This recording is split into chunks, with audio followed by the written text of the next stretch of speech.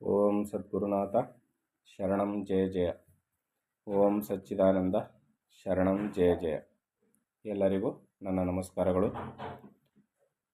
ಯೋಗ ವಾಸಿಷ್ಠ ನಿರ್ವಾಣ ಪ್ರಕರಣದಲ್ಲಿ ಶಿವನು ವಸಿಷ್ಠರಿಗೆ ಅನೇಕ ರೀತಿಯಲ್ಲಿ ಉಪದೇಶವನ್ನು ಮಾಡ್ತಾ ಇದ್ದ. ದೃಶ್ಯ ಮೊದಲಾದ ನಾಮಗಳಿಂದ ವ್ಯವಹಾರ ಮಾಡಿಸಿಕೊಳ್ಳುವ ಪುರುಷನು ಹೀಗೆ ತನ್ನ ಸೃಷ್ಟಿಯನ್ನು ತಾನು ಕಂಡು ದೃಷ್ಟನಾಗುವನು. ಅವನೇ ಒಂದೇ ನಿಮಿಷದಲ್ಲಿ ಚಿದಾಕಾಶನಾಗುವನು. ಇನ್ನೊಂದು ನಿಮಿಷದಲ್ಲಿ ತನ್ನನ್ನು ಮರೆತ ನಿಮಿಷದಲ್ಲಿ ಸಂಸಾರಗಳಲ್ಲಿ ಸಿಕ್ಕಿ ಕೊಚ್ಚಿ ಹೋಗುವನು. ಏನು ಹೇಳ್ತಿದ್ರಿ ಇಲ್ಲಿ? ದೃಶ್ಯ ಮೊದಲಾದ ನಾಮಗಳಿಂದ ವ್ಯವಹಾರ. ಈಗ ಇವನು ದೃಷ್ಟ, ನೋಡ್ತಕ್ಕಂಥವನು ಅಂತ ಕರೆಸ್ಕೊಳ್ತಾನೆ. ನೋಡ್ತಕ್ಕಂಥವನು ಯಾರು? ಜೀವಾತ್ಮ ಭಾವದಿಂದ ಇರತಕ್ಕಂಥವನು ನೋಡ್ತಕ್ಕಂಥವನು. ಹೌದಲ್ವಾ? ಯಾವುದರ ಮುಖಾಂತರ? ದೇಹಗಳ ಮುಖಾಂತರ, ದೇಹದಲ್ಲಿದ್ದು ಕಣ್ಣಿನ ಮುಖಾಂತರ ನೋಡ್ತಕ್ಕಂಥ ಒಂದು ವ್ಯವಸ್ಥೆಯನ್ನು ಮಾಡ್ಕೊಳ್ತಾನೆ. ಈಗ ಅವನು ನೋಡುವವನು ಅನ್ನಿಸ್ಕೊಳ್ತಾನೆ. ಇದು ಹೆಸರು. ನೋಡುವವನು ಅನ್ನೋದು ಒಂದು ಹೆಸರು, ನಾಮ. ಇಲ್ಲಿ ವ್ಯವಹಾರ ಮಾಡಿಸ್ಕೊಳ್ತಾನೆ. ಹೀಗೆ ತನ್ನ ಸೃಷ್ಟಿಯನ್ನು ತಾನು ಕಂಡು ದೃಷ್ಟನಾಗುವನು. ತನ್ನಿಂದಲೇ ಆದ ಸೃಷ್ಟಿಯನ್ನು ನೋಡಿ ತಾನು ನೋಡುವವನು ಅಂತ ಕರೆಸ್ಕೊಳ್ತಾನೆ.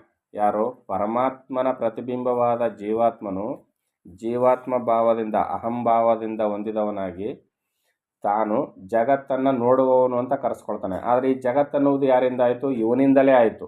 ಹೆಂಗಾಯಿತು ಜಗತ್ತು? ಇವನಿಂದ ಹೆಂಗಾಯಿತು ಅಂದರೆ, ಪ್ರತಿಯೊಬ್ಬರ ಅನುಭವಕ್ಕೂ ಬಂದಿರತಕ್ಕಂಥ ಮಾತೇನೆಂದರೆ, ನಾವು ಕೂತ್ಕೊಂಡು ಏನಾದರೂ ಒಂದು ಅಂದ್ಕೊಳ್ತೀವಲ್ವ, ಸಂಕಲ್ಪ ಮಾಡ್ತೀವಲ್ಲ, ಅಂದ್ಕೊಂಡಾಗ ಏನಾಗುತ್ತೆ? ಅವೆಲ್ಲ ಕಣ್ಮುಂದೆ ಬರ್ತವೆ. ಅವೆಲ್ಲ ಈಗ ಅಂದ್ಕೊಂಡಾಗ ಕಣ್ಮುಂದೆ ಬಂದಂಥದ್ದನ್ನೆಲ್ಲ ಸೃಷ್ಟಿ ಮಾಡಿದವ್ರು ಯಾರು?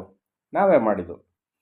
ಈ ಸಂಕಲ್ಪವೂ ಕೂಡ, ಈ ಜಗತ್ತು ಕೂಡ ಇದೇ ರೀತಿಯಲ್ಲಿ ಇರ್ತಕ್ಕಂಥದ್ದು. ಆದರೆ ನಮಗೆ ಯಾಕಿದು? ಹಾಗಾದರೆ ಇವೆಲ್ಲನೂ ಬೆಟ್ಟ ಗುಡ್ಡಗಳೆಲ್ಲ, ನದಿಗಳನ್ನೆಲ್ಲ ನಾವೇ ಮಾಡಿಬಿಟ್ವ ಅಂತ ಅನ್ಕೋಬಹುದು. ಆದರೆ ಇಲ್ಲೇನು ಹೇಳ್ತಾ ಇದ್ದಾರೆ? ಜಾಗೃತ, ಸ್ವಪ್ನ, ಸುಷುಪ್ತಿ ಅಂತ 3 ಅವಸ್ಥೆ ಏನಿದೆಯಲ್ಲ, 3 ಅವಸ್ಥೆಗಳು ಕೂಡ ಸುಳ್ಳು ಅಂತ ಹೇಳ್ತಾ ಇದ್ದಾರೆ. ಇಲ್ಲಿ ಜಾಗೃತಾವಸ್ಥೆಯೂ ಕೂಡ ಸ್ವಪ್ನದಂತೆಯೇ ಸುಳ್ಳು, ಮಿಥ್ಯೆಯಾದದ್ದು, ಸ್ವಲ್ಪ ಕಾಲ ಇರತಕ್ಕಂಥದ್ದು ಅನ್ನೋ ಸತ್ಯ ನಮಗೆಲ್ಲರಿಗೂ ಚೆನ್ನಾಗಿ ಅರ್ಥ ಆದರೆ, ಜಾಗೃತಾವಸ್ಥೆಯಲ್ಲಿ ಹರಡಿಕೊಂಡಿರ್ತಕ್ಕಂಥ ಮನಸ್ಸಿನ ವ್ಯಾಪಾರವನ್ನು ಹಿಂತಿರುಗಿಸಿ ನೋಡಿದಾಗ, ಕನಸಿನಲ್ಲಿ ನಾವೇನೇನು ನೋಡ್ತೀವೋ, ಸುಷುಪ್ತಿಯಲ್ಲಿ ಯಾವ ಅನುಭವವನ್ನು ಪಡಿತೀವೋ, ಅದೇ ಅನುಭವಗಳನ್ನೇ ನಾವು ಮನಸ್ಸನ್ನು ಹಿಂತಿರುಗಿಸಿ ಅಂತರ್ಮುಖ ಮಾಡಿ ನೋಡಿದಾಗ ಜಾಗೃತಾವಸ್ಥೆಯೂ ಕೂಡ ಸುಳ್ಳು ಅನ್ನೋದು ನಮಗೆ ಸತ್ಯವಾಗಿ ಅರ್ಥ ಆಗುತ್ತೆ. ಆ ಅವಸ್ಥೆಯಲ್ಲಿ ನಿಂತು ನೋಡಿದಾಗ ಇಲ್ಲಿ ದೃಷ್ಟನನ್ನುವವನು, ನೋಡ್ತಕ್ಕಂಥವನು, ನೋಡದೆ ನಾನು ನೋಡುವವನು ಅಂತ ಅನ್ನಿಸ್ಕೊಳ್ತಾನಲ್ಲ ಜೀವಾತ್ಮನು, ಇವನು ತಾನೇ ಮಾಡಿದ ಸೃಷ್ಟಿಯನ್ನು ತಾನೇ ನೋಡ್ತಾ ಇದ್ದಾನೆ. ಅವನೇ ಒಂದೇ ನಿಮಿಷದಲ್ಲಿ ಚಿದಾಕಾಶನೂ ಆಗುವನು. ತಾನೇ ಸಂಸಾರಿಯೂ ಆಗ್ತಾನೆ, ತಾನೇ ಜೀವಾತ್ಮನೇ ಅನಿಸ್ಕೊಳ್ತಾನೆ. ಇಲ್ಲಿ ತಾನೇ ಚಿದಾಕಾಶನು ಅಂದರೆ ಬಟಾಬಯಲು ಸ್ವರೂಪಿಯಾದ ಪರಮಾತ್ಮನೂ ತಾನೇ ಆಗ್ತಾನೆ. ಇನ್ನೊಂದು ನಿಮಿಷದಲ್ಲಿ ತನ್ನನ್ನು ಮರೆತ ನಿಮಿಷದಲ್ಲಿ ಸಂಸಾರಗಳಲ್ಲಿ ಸಿಕ್ಕಿ ಕೊಚ್ಚಿ ಹೋಗುವನು. ಯಾವಾಗ ತನ್ನನ್ನು ತಾನು ಮರೆತಾಗ ಸಂಪೂರ್ಣ ಮಾಯಾವಶನಾದಂಥವನಾಗಿ ಸಂಸಾರದಲ್ಲಿ ಸಿಕ್ಕಿ ಕೊಚ್ಚಿ ಹೋಗ್ತಾನೆ ಅಂದರೆ ಏನು? ಸಂಪೂರ್ಣವಾಗಿ ಅಜ್ಞಾನಮಯನಾಗಿಬಿಡ್ತಾನೆ. ಪ್ರತಿಭಾಸ ಎಂದರೆ ಒಂದು ರೂಪದಲ್ಲಿ ತೋರುವುದು, ವಿಪರ್ಯಾಸ ಎಂದರೆ ಅದಕ್ಕೆ ಪ್ರತಿಯಾಗಿ ತೋರುವುದು. ನಿಮಿಷವೇ ಕಲ್ಪವು. ಅದೇ ಪ್ರತಿಭಾಸ ವಿಪರ್ಯಾಸಗಳಿಂದ ಮಹಾ ಕಲ್ಪ ಪರಂಪರ ಆಗುವುದು. ಇಲ್ಲಿ ಏನು ಹೇಳ್ತಾ ಇದ್ದಾರೆ ಅಂದರೆ, ಈಗ ಒಂದು ಕಲ್ಪ, ಒಂದು ಯುಗ, ಒಂದು ಮನ್ವಂತರ ಅಂತ ಹೇಳ್ತೀವಲ್ವ, ಒಂದು ನಿಮಿಷ, ಒಂದು ಗಂಟೆ, ಒಂದು ದಿನ ಅಂತ ಈ ಕಾಲವನ್ನು ಯಾವುದೋ ಒಂದು ಅಳತೆಗೋಲಿನಿಂದ ಅಳಿತಾ ಇರ್ತೀವಿ. ಆದರೆ ಈ ನಿಮಿಷವೇ ಕಲ್ಪವು. ಹೌದು ತಾನೆ? ಒಂದು ನಿಮಿಷವೇ ಒಂದು ಕಲ್ಪವಾಗಿ ಬದಲಾಗುತ್ತೆ, ಒಂದು ಕಲ್ಪ ಒಂದು ನಿಮಿಷವಾಗಿ ಬದಲಾಗುತ್ತೆ. ಇವೆಲ್ಲ ನಮಗೆ ಅನುಭವಕ್ಕೆ ಬಂದಿರ್ತದೆ. ವರ್ಷಗಟ್ಟಲೆ ಆಗೋಯ್ತು, ಇದೇನಪ್ಪ ಇಷ್ಟೊಂದು ದೀರ್ಘವಾಗ್ಬಿಡ್ತು ಈ ಕೆಲಸ ಅನ್ನಿಸ್ತದೆ. ಯಾವಾಗ ಅದು ನಮಗೆ ಕಷ್ಟಕರವಾಗಿ ತೋರಿದಾಗ. ಅದೇ ಸಂತೋಷದಾಯಕವಾಗಿದ್ದು, ಏನಪ್ಪ ಒಂದು ವರ್ಷ ಒಂದು ನಿಮಿಷ ಕಳೆದೋಯ್ತು ಅಂದ್ಕೊಳ್ತೀವಿ. ಯಾವಾಗ ಸಂಪೂರ್ಣ ಸಂತೋಷವನ್ನು ಅನುಭವಿಸ್ತಿದ್ದಾಗ ಏನಪ್ಪ ಇಷ್ಟು ಬೇಗ ದಿನ ಕಳೆದೋಯ್ತಲ್ಲ ಅಂತ ನಮಗನ್ನಿಸ್ತದೆ. ಅದೇ ಅದು ನಮಗೆ ಭಾರವಾಗಿದ್ದಾಗ ಎಷ್ಟು ದಿನಕ್ಕೆ ಕಳೀತದಪ್ಪ ಇದು ಅನ್ನಿಸ್ತದೆ. ಇಲ್ಲಿಯೂ ಕೂಡ ಏನಾಗುತ್ತೆ? ನಿಮಿಷವೇ ಕಲ್ಪವಾಗುತ್ತೆ. ಅದೇ ಪ್ರತಿಭಾಸ ವಿಪರ್ಯಾಸಗಳಿಂದ ಮಹಾಕಲ್ಪ ಪರಂಪರೆಯಾಗುವುದು. ಈ ಸಮಯ ಅಂತಕ್ಕಂಥದ್ದು, ಇಲ್ಲಿ ಕಾಲ ಅಂತಕ್ಕಂಥದ್ದು, ಕಾಲವೇ ಸುಳ್ಳು, ದೇಶ ಸುಳ್ಳು, ಕಾಲ ಸುಳ್ಳು. ಇರ್ತಕ್ಕಂಥದ್ದೆಲ್ಲ ಯಾವುದು? ಇರ್ತಕ್ಕಂಥದ್ದೆಲ್ಲವೂ ಸಂಪೂರ್ಣವಾಗಿ ಪರಮಾತ್ಮಮಯವಾಗಿರ್ತಕ್ಕಂಥದ್ದು. ಇರ್ತಕ್ಕಂಥದ್ದೆಲ್ಲವೂ ಹಗಲು ಮತ್ತು ಇರ್ತಕ್ಕಂಥದ್ದೆಲ್ಲ ಏನು ಹೇಳ್ತಾರೆ ಅದಕ್ಕೆ, ಭೂತ ಭವಿಷ್ಯತ್ ವರ್ತಮಾನಗಳಲ್ಲಿ ಇರ್ತಕ್ಕಂಥದ್ದೆಲ್ಲ ವರ್ತಮಾನ ಕಾಲವೇ, ವರ್ತಮಾನದಲ್ಲಿರ್ತಕ್ಕಂಥದ್ದೆಲ್ಲ ಪ್ರಾತಃ ಕಾಲವೇ. ಈಗಿರ್ತಕ್ಕಂಥದ್ರಲ್ಲಿ ನಾವು ಭೂತ ಭವಿಷ್ಯತ್ ವರ್ತಮಾನ ತ್ರಿಕಾಲಗಳನ್ನು ಸಂಕಲ್ಪ ಮಾಡ್ಕೊಳ್ತೀವಿ. ಅದರ ಜೊತೆಯಲ್ಲಿ ದೇಶವನ್ನು ಸಂಕಲ್ಪ ಮಾಡ್ಕೊಳ್ತೀವಿ. ಅದರ ಜೊತೆಯಲ್ಲಿ ಕಾಲಕ್ಕೆ ಒಂದು ಪರಿಮಿತಿಯನ್ನು ಕೊಟ್ಟು ಕಾಲವನ್ನು ಕೂಡ ಅಳೆಯುವ ಪ್ರಯತ್ನವನ್ನು ಕೂಡ ಮಾಡ್ತೀವಿ. ಆದರೆ ನಮ್ಮ ಬುದ್ಧಿಗೆಟುಕುವಷ್ಟು ನಾವು ಎಲ್ಲವನ್ನು ಮಾಡ್ತೀವಿ.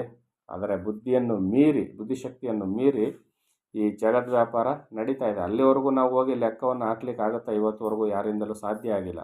ಅದರಿಂದ ಇಲ್ಲಿ ನಿಮಿಷವೇ ಕಲ್ಪವಾಗುತ್ತೆ. ಅದೇ ಪ್ರತಿಭಾಸ ವಿಪರ್ಯಾಸಗಳಿದೆ. ಪ್ರತಿಭಾಸ ಅಂದ್ರೇನು? ಒಂದು ರೂಪದಲ್ಲಿ ತೋರಿಸ್ಕೊಳ್ತದೆ. ಈ ವಿಪರ್ಯಾಸ ಅಂದ್ರೇನು? ಅದಕ್ಕೆ ಪ್ರತಿಯಾಗಿ ತೋರೋದು. ಈ ರೀತಿಯಲ್ಲಿ ಶಿವನು ವಸಿಷ್ಠರಿಗೆ ಉಪದೇಶವನ್ನು ಮಾಡ್ತಾ ಇದ್ದ. ಪರಮಾಣುವಿನಲ್ಲಿಯೂ ಆಕಾಶದಲ್ಲಿಯೂ ಕ್ಷಣದಲ್ಲಿಯೂ ಸ್ವರ್ಗ ಕಲ್ಪ ಮಹಾಕಲ್ಪಗಳ ಭಾವ ಅಭಾವಗಳು ಆಗುತ್ತಲೇ ಇವೆ. ಸೃಷ್ಟಿ ರಚನೆಯನ್ನು ಇಲ್ಲಿ ಶಿವನು ಬಿಡಿಸಿ ಹೇಳ್ತಾ ಇದ್ದಾನೆ. ಪರಮಾಣುವಿನಲ್ಲಿಯೂ ಆಕಾಶದಲ್ಲಿಯೂ ಕ್ಷಣದಲ್ಲಿಯೂ ಸ್ವರ್ಗ ಕಲ್ಪ ಮಹಾಕಲ್ಪಗಳ ಭಾವ ಅಭಾವಗಳು ಆಗುತ್ತಲೇ ಇವೆ. ಸ್ವರ್ಗ ಎಲ್ಲಿದೆ? ನರಕ ಎಲ್ಲಿದೆ? ಕಲ್ಪಗಳು ಮಹಾಕಲ್ಪಗಳು ಇವುಗಳೆಲ್ಲ ಎಲ್ಲಾಗ್ತಾ ಇದೆ ಅಂದರೆ ನಮ್ಮ ಭಾವನೆಯಲ್ಲಿ ಆಗ್ತಾ ಇದೆ. ಪರಮಾಣುಗಳೆಲ್ಲ ಎಲ್ಲಾಗ್ತಾ ಇದೆ? ನಮ್ಮ ಭಾವನೆಯಲ್ಲಿ ಆಗ್ತಾ ಇದೆ. ಎಲ್ಲವೂ ಭಾವನಾಮಯವಾದ ಜಗತ್ತಿದು. ಭಾವನೆಯನ್ನು ನಿಲ್ಲಿಸಿದ್ದಾದರೆ ಅಲ್ಲಿ ಏನೇನೂ ಇಲ್ಲದ ನಿರ್ಭಯಲೇ ನಿಜವಾದ ಸ್ಥಿತಿ. ಅದೇ ಪರಮಾತ್ಮನ ಅವಸ್ಥೆ. ಆದರೆ ಭಾವನೆಗಳ ಒಡಗೂಡಿದಾಗ ಏನಾಗುತ್ತೆ? ಈ ಜಗತ್ತೆಲ್ಲವೂ ಕಾಣಬರ್ತದೆ ಅಂತ ಇಲ್ಲಿ ಶಿವ ಹೇಳ್ತಾ ಇದ್ದಾನೆ. ಕೆಲವು ಒಂದೇ ಜಾತಿಯ ವಾಸನೆಗಳುಳ್ಳವನಾಗಿ ಒಂದಕ್ಕೊಂದು ಅನ್ಯೋನ್ಯವಾಗಿರುವಂತೆಯೂ, ಇನ್ನು ಕೆಲವು ಅಂತಹ ವಾಸನಾ ಧರ್ಮವಿಲ್ಲದರಿಂದ ಹಾಗೆ ಕಾಣದೆಯೂ ಇರುವುದು. ಸರ್ಗಗಳು ಜೀವನಿಗೆ ಉಂಟೆ ಹೊರತು ಶಿವನಿಗೆ ಅಲ್ಲ. ಆ ಸರ್ಗಗಳು ಆಗುವುದೆಲ್ಲ ಚಿದಾಕಾಶದಲ್ಲಿ ಆಗುವುದು. ಅವು ವೇಮರೂಪವಾಗಿಯೇ ಇರುವವು. ಎಲ್ಲವೂ ಆಕಾಶ ರೂಪವಾಗಿಯೇ ಇದೆ. ಬದಲಾವಣೆಗಳೆಲ್ಲ ಜೀವಾತ್ಮನಿಗೆ ಹೊರತು ಪರಮಾತ್ಮನಿಗಲ್ಲ. ಈ ಸೃಷ್ಟಿಗಳೆಲ್ಲವೂ ವ್ಯವಹಾರ ಕಾಲದಲ್ಲಿ ಇದ್ದು ಪಾರಮಾರ್ಥವಾಗಿ ಇಲ್ಲವಾದ್ದರಿಂದ, ವ್ಯವಹಾರ ಕಾಲದಲ್ಲಿ ಮಾತ್ರ ಈ ಸೃಷ್ಟಿಯೆಲ್ಲವೂ ಇರ್ತಕ್ಕಂಥದ್ದು. ಆದರೆ ಪಾರಮಾರ್ಥವಾಗಿ ಜಗತ್ತು ಇಲ್ಲ, ಮಿಥ್ಯೆ.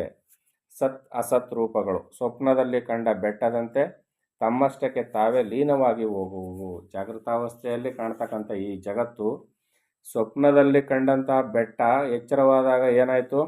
ಇಲ್ಲ. ಅದು ಏನಾಯಿತು ಅಂದರೆ ನಾಶವಾಯ್ತಾ, ಮಾಯವಾಯ್ತಾ? ಏನೂ ಇಲ್ಲ. ಸ್ವಪ್ನದ ಅವಸ್ಥೆಯಲ್ಲಿತ್ತು. ಸ್ವಪ್ನಾವಸ್ಥೆ ಕಳೆದ ನಂತರ ಅಲ್ಲಿ ಕಂಡಂಥ ಬೆಟ್ಟಗಳಾಗಲಿ ಜೀವರಾಶಿಗಳಾಗಲಿ ಏನೂ ಇಲ್ಲದಂತೆ ಜಾಗೃತನಲ್ಲಿಯೂ ಕೂಡ ಕಾಣ್ತಾ ಇರ್ತಕ್ಕಂಥ ಈ ಸೃಷ್ಟಿ, ಈ ಜಗತ್ತು, ಅದು ಕೂಡ ಅಸದ್ರೂಪವೇ.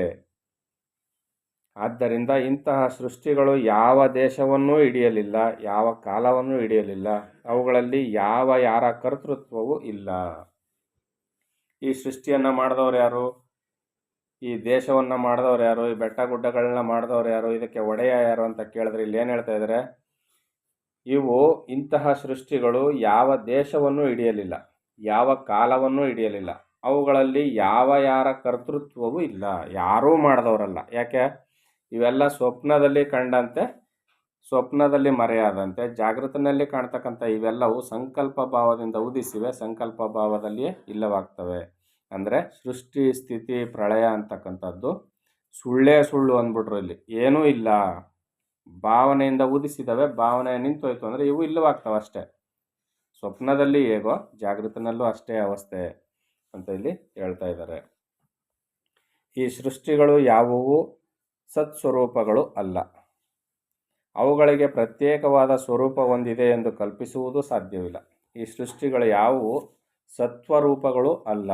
ಮತ್ತು ಅವುಗಳಿಗೆ ಪ್ರತ್ಯೇಕವಾದ ಒಂದು ಸ್ವರೂಪ ಹೊಂದಿದೆ ಅಂತ ಅಂದ್ಕೊಳ್ಳೋದು ಸುಳ್ಳು. ಮತ್ತು ಬೆಟ್ಟ ಗುಡ್ಡಗಳು ಕಾಣ್ತಾ ಇದೆ, ಜೀವರಾಶಿಗಳು ಕಾಣ್ತಾ ಇದೆ, ಎಲ್ಲ ಅವಸ್ಥೆಗಳು ನಡೀತಾ ಇದೆಯಲ್ಲ, ರೂಪ ಕಾಣ್ತಾ ಇದೆಯಲ್ಲ ಅಂದರೆ ಕಾಣುವವರೆಗೂ ಕಾಣ್ತದೆ. ಮತ್ತು ಅವೆಲ್ಲಿ ಹೋದೋ ಏನಾದೋ ಅಂತ ಯಾರಿಗೂ ಗೊತ್ತಾಗೋದಿಲ್ಲ. ಎಷ್ಟೊಂದು ಬೆಟ್ಟ ಗುಡ್ಡಗಳೆಲ್ಲ ಬದಲಾವಣೆ ಆಗಿದ್ದಾವೆ. ಅಲ್ಲೊಂದು ಪರ್ವತ ಇತ್ತು ಇಲ್ಲೊಂದು ಪರ್ವತ ಇತ್ತು ಅಂತಾರೆ. ಈಗ ಎಲ್ಲಿ ಆ ಪರ್ವತಗಳೆಲ್ಲ ಏನಾದವು, ಈಗ ನಮ್ಮ ಕಣ್ಣೆದುರಿಗೆ ಅನೇಕ ರೀತಿಯಲ್ಲಿ ವಿಪರೀತವಾದ ಮಳೆಯಿಂದಾಗಿ ಅನೇಕ ಬೆಟ್ಟ ಗುಡ್ಡಗಳ ಮಣ್ಣು ಗುಡ್ಡಗಳೆಲ್ಲ ಕುಸಿದು ಎಲ್ಲ ತಳ ಸಮಮಟ್ಟ ಆಗ್ಬಿಟ್ಟವು. ಮತ್ತೀಗ ಆ ಬೆಟ್ಟಗಳನ್ನೆಲ್ಲ ಎಲ್ಲಿಂದ ತರೋದು ಈಗ? ಈ ರೀತಿಯಲ್ಲಿ ಆಗ್ತಾನೆ ಇರ್ತದೆ. ಅಂದರೆ ಇವುಗಳಿಗೆ ಪ್ರತ್ಯೇಕವಾದ ಸ್ವರೂಪ ಅನ್ನೋದು ಇಲ್ಲವೇ ಇಲ್ಲ. ಅವು ಒಂದು ಕ್ಷಣಕಾಲವೂ ಸತ್ತಾಗಿರಲು ಸಾಧ್ಯವಿಲ್ಲ. ಆದ್ದರಿಂದ ಇದಂ ಎನ್ನಿಸಿಕೊಳ್ಳುವ ದೃಶ್ಯ ಜಾತವು ಹುಟ್ಟುವುದು ಎನ್ನುವುದೇ ಇಲ್ಲ. ಆದ್ದರಿಂದ ಸಾಯುವುದು ಎನ್ನುವುದೂ ಇಲ್ಲ.